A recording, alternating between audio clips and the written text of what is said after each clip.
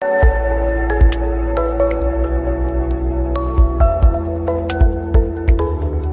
ngi juddu ci atum 1970 Abdou Gueye la tudd ngir mu boole ñaari baat génne ko ak jafe-jafe la mu ñuy expliquer ni mu def ba feebar bi dugg. feebar bi waaw suma biir liggéeyukaay mu ma dikkee comme su ma doon yéeg léeg-léeg escalier yi di sonn su ma demee ba 4e étage day à part quoi affaire bi dikkee ma comme genre asthmatique te du asthme. mais feebar bi dafa doon li nga xam ne ni doomu aadama yi ñu ci bari feebar bi day kidnappé day rey day fatt da lay fatt mën na la fekk soit ci douche mu fatt la rey la wala soit mën na la fekk ci yoon mu fatt la waaw ça tue quoi te aussitôt lu ci bari feebar bi mu ngi leen rey te feebar bi moyen la laaj waaw aussitôt il faut nga ñëw ci médecin yi ñu gis la mën nga dem fenn ñu ne asthme la fekk du asthme noonu ndaxte condition physique bi ma doon am man bu njëkk man dama daan feey ci ndox mi dama daan feey di daw di sport mais dama jékki-jékki loolu lépp fay mënatuma ko ndax feebar bi quoi ndax côté yi yëpp lay fat yàlla moo ñëwaa c'est tout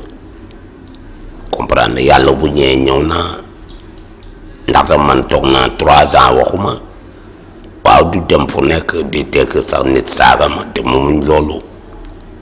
di dégg nit moo wax ba pare nit ki dëpp wax ji loolu lépp moomuñ ko fekk li nga wax lim la wax waaw ça fait 2 da ngay am intermédiaire nit ki wax nga wax leneen kii ne non li mu wax lii la wax fekk doo mën a wedd wax ji doo mën a da nga naan tekk même fi ngay liggéey des fois day am boobu temps yu mënuma wax mais damay wax sax nit na noo diw nee na lii fekk xamul sax lu ma wax fekk moom bëgg a jaxase wax ji daal ndaxte da nga ciy gis lu nekk daal te puis boo ci teye di nga ciy gis yàlla puis yàlla dina ñëw daal yàlla dina ñëw ndogal la voilà et puis àdduna moom loolu la quoi ndaxte lii ñu am ni mooy 2e dundaat quoi man loolu laa ko gisee mooy nga war a dundaat voilà da nga floré léegi ci kaw floré boobu nga rëcc médecin yi te moyen la xam nga trouvé waat beneen solution et puis ngay dundaat waaw sama appareil ma ci sama yaram la yam nekk quoi waaw ñu ngi sama biir yaram non sama appareil moom ci biir quoi mais métti na mais dama koy gérer ndaxte foo nga am kattan appareil du ku nekk lañ koy monter da ngay am kattan ñu doog la ko mën a monter waaw te foo nga am kattan résistance bi daal xëy na sport bu ma doon def moom moo tax yooyu yëpp quoi voilà mi ngi jar 4 millions quoi waaw ndaxte dafa am à jeter yi ci nekk affaire yi nga xam ne ni yooyu à jeter lay bouton la te yooyu ci wàllu boppam da nga koy changer chaque 3 jours 4 jours nga changer ko man maa ko waaw non doo génne appareil bi ñu ngi ci biir ba tey mais dafa am benn affaire bi nga xam ne mi ngi moom mooy téye appareil bi te dama koy dindi di ko changer te yooyu France rek la amu fi non commandé bi maa ngi gërëm professeur yi ci taxaw quoi ñu koy indi quoi waaw maa ngi leen di gërëm ak médecin yi fi nekk quoi ñoom maa ngi leen di gërëm bu baax a baax dañ ma defal benn intervention bi nga xam ne dañ ma jël raakool presque toog 2 mois lekk du ma lekk ci gémmiñ sama bakkan laay lekk pour ma génn su may génn taxi moo may dugal moo may génne te repas bi may lekk repas bi dafa cher ay lujum la. est-ce que ba léegi lekk yi nit ñi di lekk moom ngay mais bien sûr léegi yéen a ngi lekk normal man damay lekk normal ñoom tamit dañuy lekk normal waaw su ma xëyee damay mën naa xëy doxee wakaam ba ministère bon du ma fatt du ma def dara changé naa waaw non bu njëkk mënuma ko woon non heure bi man ba léegi nii dafa yàlla moo ñëw rek mais léeg-léeg ma dugg oto sax nit gis ma may wax ji def ko ko quoi waaw ni muy grave léegi mu def ko léeg-léeg sax ñu bëgg la agressé ci biir mais après dañuy jékki-jékki xool xam ni bon kii am na lu mu àndal daal. mës ngaa tase ku la bëgg a agressé. mais wax mu xam ne mais bien sûr. comment c'est passé l'histoire. waaw mais c'est-à-dire que bon da ngay taje ak nit ki nga xam ne daf lay xool rek physiquement mu naïve apte nga bëgg a dal sa kaw mais après day xam ne bu dalee sa kaw moom mën na gaañu daal wala après mu arrière. ñaata yoon la lu mës a dal. bon dal na ma ay bari ndaxte man léeg-léeg damay voyage ñëw dugg ci. sa liggéey moo lay voyage. waaw dem naa fi ba Ziguinchor dem naa hôpital La Paix Ziguinchor dem naa fa ñëwaat ndaxte léeg-léeg damay dem ci hôpitaux yi quoi. ndaxte bon feebar bi dafa doon li nga xam ne ñu ci bari xamuñu ko te ñu ci bari dañ koy jàppee comme genre asthme te du asthme. soit poussière bi ñëw barki démb rek poussière boobu da koy def poussière bu grave nga da koy def même tabac bi da koy def même ba alcool bi da koy def. mais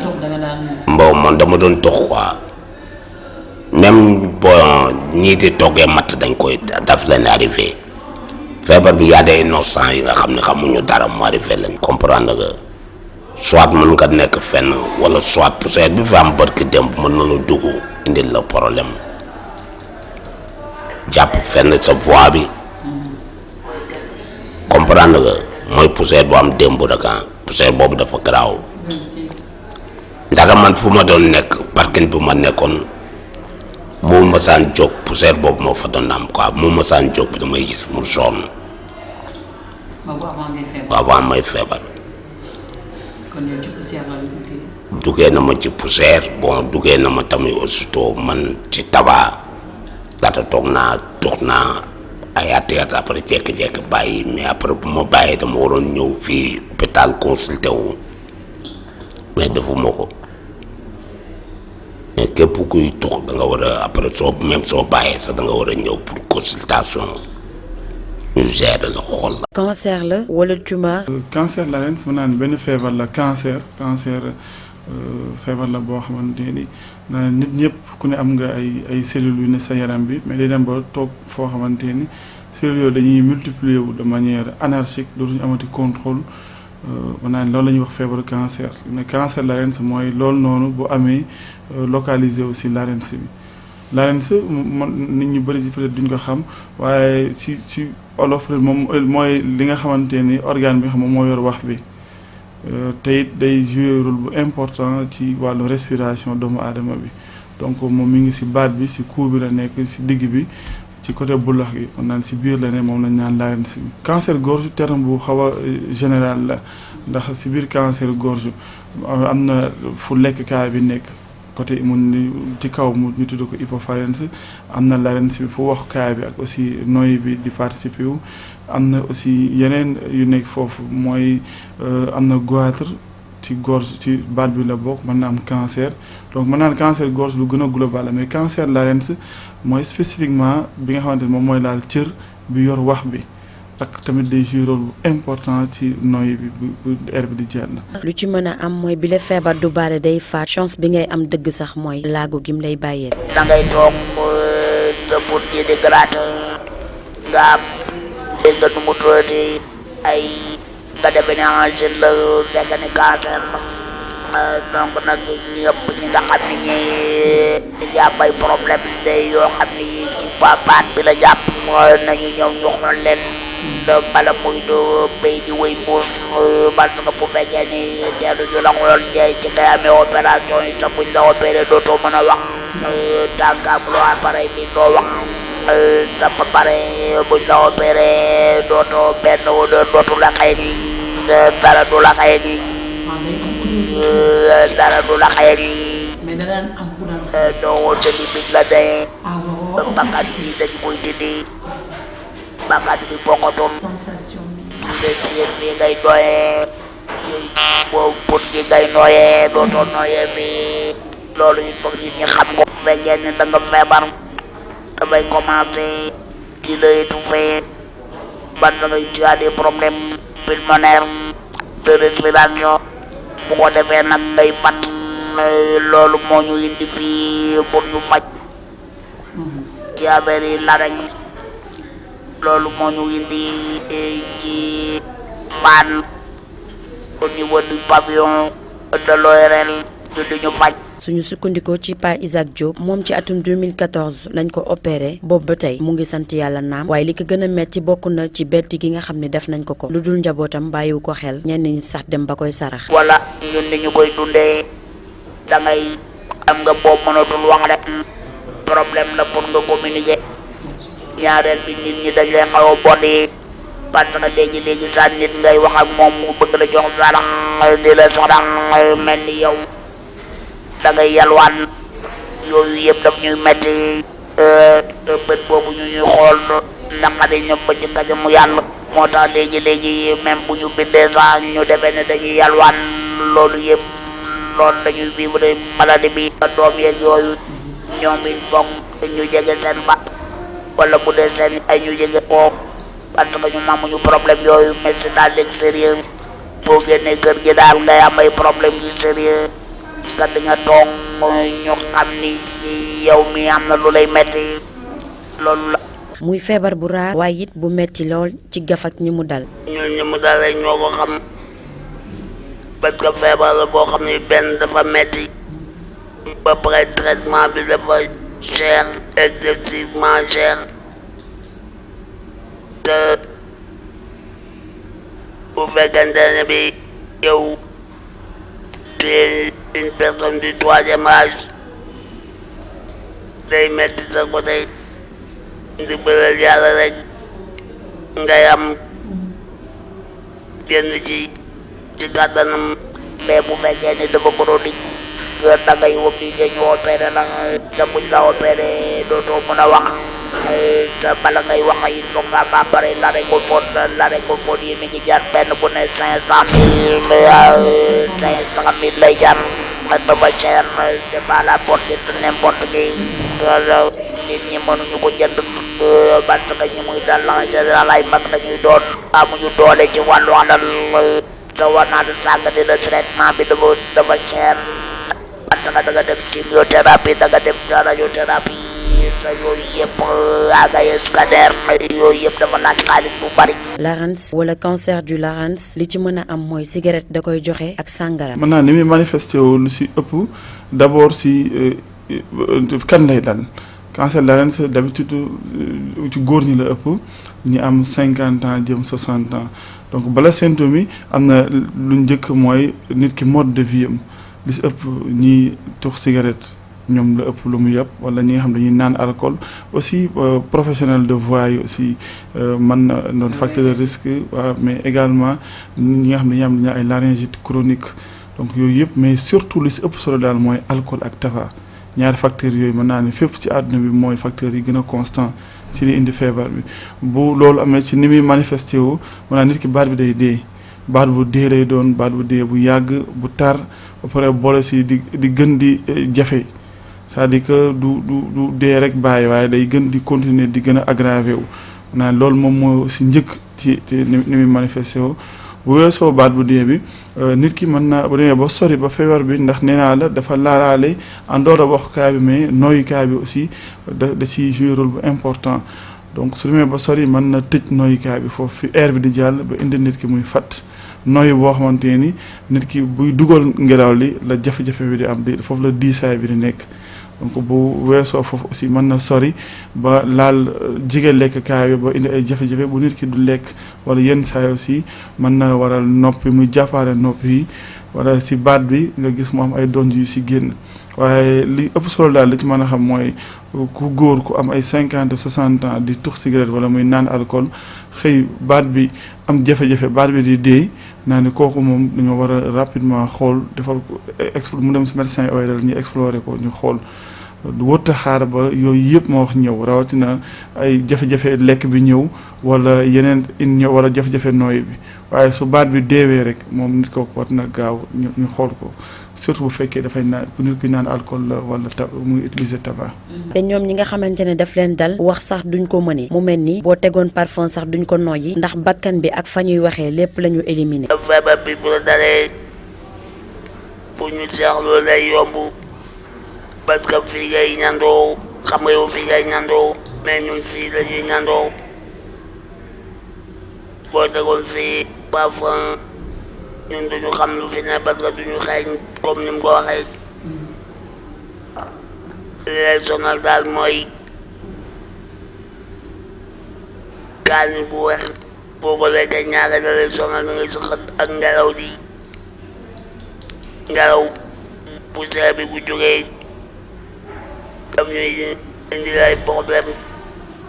ngir ñu wax faawit ñu jëfandikoo appareil bi di laryngophone wala implant phonatoire wala Provax ngir nit ñi mën leen dégg. waaye faj bi daal si ñetti anam la mooy opération bi bu weesoo opération bi mën nañu def radiothérapie ak aussi chimiothérapie bi donc loolu mën naan moom mooy traitement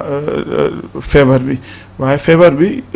dafa amee dafa teguwaat leneen mooy volet psychosocial bi ndax ay malade lañ yoo xamante ni bu ñu leen opéré dañuy ñàkk seen voix duñu mën a tee wax comme yow ak man ni ñuy waxee dañuy am voix laryngée duñ ko mën a utiliser mais teg si aussi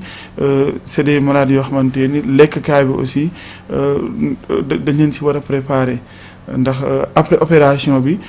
dootuñ mën a waxti normalement donc mën nañu am na yeneen traitement yoo xam ne ay implant phonatoire yi ñu mën a def ak ay laryngophone ay appareils yu ñuy yor di wax. ñu am ni bon mooy deuxième dundaat quoi man loolu laa ko gisee mooy nga war a dundaat. da nga floré voilà da nga floré léegi ci kaw floré boobu nga rëcc médecin yi te moyen la xam nga trouver waat beneen solution et puis ngay dundaat. waaw bon sama appareil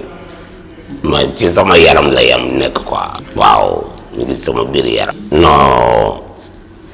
sama appareil moom bi ci biir quoi mais métti na mais dama koy gérer. ndax tey foo nga am kattan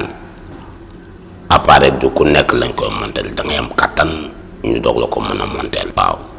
tey foo nga am kattan résistance bi daal xëy na bon. sport bu ma doon def bon moom moo tax yooyu yëpp quoi voilà. bon mi ngi jar 4 millions quoi waaw ndaxte dafa am à jeter yi ci nekk. affaire yi nga xam ne ni yooyu à jeter lay bouton la. te yooyu ci wàllu boppam da nga koy changer chaque 3 jours 4 jours nga changer ko man maa ko waaw. non doo génne appareil bi ñu ngi ci biir ba tey mais dafa am benn affaire bi nga xam ne mi ngi moom mooy téye appareil bi te dama koy dindi. di ko changé te yooyu France rek la am aussi ay voix œsophagènes xam mën nañ leen mettre en rapport ak ay orthophonistes ñooñu aussi ci faj bi lañ bokk di leen suivre jàngal leen beneen xeetu wax boo xam mën nañ ko wax ba ñi dëkkal dinañ mën a comprendre. jafe-jafe ji tar na xaalis giñ lay laaj bari na jàppandal gi gisuñu ko. de manière générale quand même je veux dire que pour les cancers ORL taxaw bi des na quand même. des na parce que larynx tey la ñuy wax parce que cancer de larynx des na dëgg-dëgg jàpp bi si war mais surtout cancer hypopharynx parce que cancer la boo xamante ne mën naa ne jigéen ñi lay dal ak xale yu ndaw yi ay 18 ans même dañ koy am donc te boobu li si doy waar mooy c'est un cancer de mauvais pronostic ñi mi dal ni si bëri mën naa ne du ñu dund at wala ñaari at bu ñu ko déclaré rek balaa ñaari at lu mu bëri ñetti at mën naa ne nit ki génn àdduna te feebar la boo xamante mën naa ne li koy indi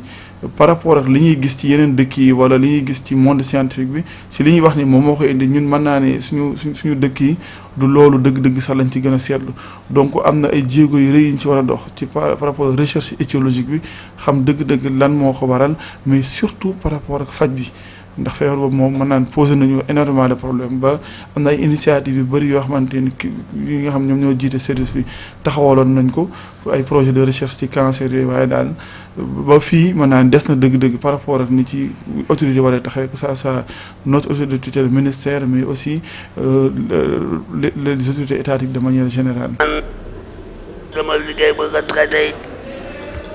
yi presque moo ma jël en charge dégg nga li ma wax sama liggéey bu retraité léegi bi ma feebar bi léegi madame yi presque moo ma jël en charge mais médicaments yi ak yooyu yëpp yaa koy jëndal sa bopp ñoom analyse yi ak rajo yi foo ko amee ak opération waaye am na loo xam ne bii kit lañ koy wax kit yow yaa koy fay ak baam bay dugg boog sa waa kër dañ ko compter ñun la nangam la boo ko amee fay ko boo ko amul ñun la léegi nag nga dem ci assistance sociale bi soo wax ak moom mën laa léegi man nag lancer waaw bétail bi def ba dimbali la combatal la ci nga woo fay nga fay li ci des bu ñëwee ni la nangam ngay fay nga fay ko ñu doog lay dugal boog opéra la mais daal ci gàttal analyse yi ak rajo yi IPRES moo ko jël même garab yi boobu lu am IPRES ñu jox la ko lu fa amul booy jëndal sa bopp. tax ñu am ab bés bu nga xamante ne nii fukki fan ak ñeent la ci weeru mars 2020 bi ñu ne jagleel ko porte ouverte seen édition bu jiitu collectif bi nga xam ni ñoom ñoo ëmb ñi am feebar bii di cancer larynx ña ngay woo askan wi ngir ñaax leen waaye tamit saytu seen yaram ci jàngoro bi nga xamante ne bu la dalee boo amul chance dëgg da ngay génne àddina. mën naa ne li waral tey journée porte ouverte boobu ñuy prévoir le 14 mars mooy surtout un rôle de sensibilisation yi ma sensibiliser population yi sensibiliser également les autorités de cette maladie parce que c'est une maladie qui est méconnue mën naa ne ba personnel soignant bi sax ñu si bëri yàgg ñu miin di gis feebar yooyu mën nañ ko jaawale ak ay yeneen yoo xamante ni bokkul mais surtout nit ñi xam loolu xam feebar bi que am na ci société bi te feebar la boo xamante ni fii ci Sénégal mën naa ni moom mooy ci cancer ORL yëpp moom mooy deuxième cause de cancer derrière cancer hypopharynx xamante ni moom aussi mën naa ni cancer boppam la bëri na loolu ay jafe-jafe si dëkk bi xam naa ne boobu si du ñàkk ñi jël ko waxtaanu boo xam moom kese lay doon donc ginnaaw cancer hypopharynx boobu cancer du larynx moom mooy cancer bi fi ëpp doole ci cancer ORL yi donc nit ñi war nañ koo xam aussi les décideurs ñu comprendre enjeu bi am ci cancer boobu noonu ak nécessité bi am ci mettre en place des politiques d'abord de prévention mais surtout jéem a accompagner ces patients porteurs de ces cancers parce que particularité mooy mën na ko faj mais gis nga maladie yooyu suñ paree wax bi problème lay doon si ñoom loolu beneen liggéey la aussi pour ñu adapter leen accompagner leen sur le plan psychologique mais aussi par rapport à la société donc loolu mooy njëriñu journée bi donc journée de sensibilisation mais en même temps de dépistage dinañu waxtaan ak nit ñi waxtaan ak ñoom population ci feebar bi mais aussi peut-être dina am benn journée de consultation ouverte bu ñu mën a toog xool nit ñi wax leen yan signe moom mooy manifester feebar bi ak aussi bu amee naka la ñu war a def mais surtout di profité ci waxtaan yeeg kilifa yi ci jafe-jafe bi am ci feebar bi. journée porte ouverte sur le cancer médecin yi daaw ñu la wax ne da nga amee cancer daaw ñu la ko wax dañuy wax ne tumeur rek nga am tumeur ça n'explique pas le cancer jaareel bi moo di cancer yi dafa bari y a un déficit de communication sur le cancer du larynx parce que ñoom seen parce que cancer yi dafa am cancer du col de l'utérus des seins am le cancer du prostate am le cancer de larynx cancer boobu nag nit ñi xamuñu ko woon feebar la boo xam ne bi médecin yi mosuñu ci wax léegi nag ñun noona wuli gërëbe labse ñun ñoo ñëw rek suñu xel dem ci ni nañu ko wax ñëpp dégg ko ñu siiwal ko bu ko defee paj mi gën a baax. genre sensibilisation. voilà. collectif bi ñaata nit dafa nekk. à peu près nous sommes 140 personnes yoo xam ni am na sax wàccee ci lañu bokk. c'est pas régulièrement Dakar. vous êtes national. national. léegi bu ñu ñëwee ci journée sensibilisation bi fu ñu jeexale yow mën a dem ci ñeneen dépistage bi comment ça se fait. waaw léegi dépistage bi boo ñëwee ñoom dañ la koy defal gratuitement donc duñ la fay bu dërëm. dañ lay xool dugal la ñoom ci seen box yi buñ la dugalee foofu gën la toppatoo gën la xool avec les appareils ñu mën xam ndax yow da nga amee angine wala da nga amee dégg nga tumeur ci la ñu koy mën a diagnostiquer mën ba ñu commencé di la faj waaw. léegi dañuy rappeler rek ci jour bi kañ ngeen ko bëgg def. waaw léegi le 14 mars. le 14 mars. 2020. ci la ñu koy def à partir du matin. 8 heures ba le soir. vers dégg nga nu mu doon 19 heures. ngeen di sensibiliser def dépistage gratuit. voilà sensibilisation dépistage moo tax suñu njaboot yi day ñëw ñëpp dañuy ñëw parce que bu ko defee xam nga léegi angine bi dafa bari. et puis les poussières yi nga xam ni dañuy ñëw di tag bi ci caawa ñi dañuy indi ay problème yooyu yëpp donc dafay indi ay dépistage loolu mooy problème. peut-être li ñu siy wax rek mooy après benn lancer un appel d'abord aux populations wax leen ni journée bi seen journée la képp koo xamante ne xam nga malade bu am feebar boobu wala mbokkam wala de manière générale la population ñëpp mën nañu ñëw fekk ci journée bi dinañu gën a xam dëgg-dëgg feebar boobu lan la mais aussi ñu lancer un appel par rapport aux autorités pour leur dire que aussi ñi am feebar boobu peut-être ay sénégalais lañu te soxla nañu jàppale bu bëree bëri ndax faj bi diis na loolu ci wàllu koppar mais aussi dafa am beneen composante psychologique bu lourd bu am ci feebar boobu ndax ñi opéré ñu si bëri seen dinañ ñàkk seen voix yeneen voix la ñuy amaat mais également dinañ soxla ñu leen accompagner sur le plan social ak aussi seen famille. mun naa ne loolu lañ si lancé woote ñëpp pour ñu ñëw mais vous aussi la presse si vous pouvez venir peut-être couvrir la journée l'événement pour ñëpp xam dëgg-dëgg taxawaayu feebar boobu ba ñu ànd xeex ko de manière générale ba cancer yi dootul amati ci Sénégal. Merci beaucoup. Association sénégalaise des laryngectomisés et mutilés de la voix ñoo lëkkaloo ak société sénégalaise bu ORL ak chirurgie cerveau-faciale consortium pour la recherche économique et sociale jagleel bés bi kii di professeur Lamine Sine Diop fas yéene bàyyeekoo ci Sénégal gi yëpp ñoom ñëpp tënku ci benn kàddu muy sauver la voix.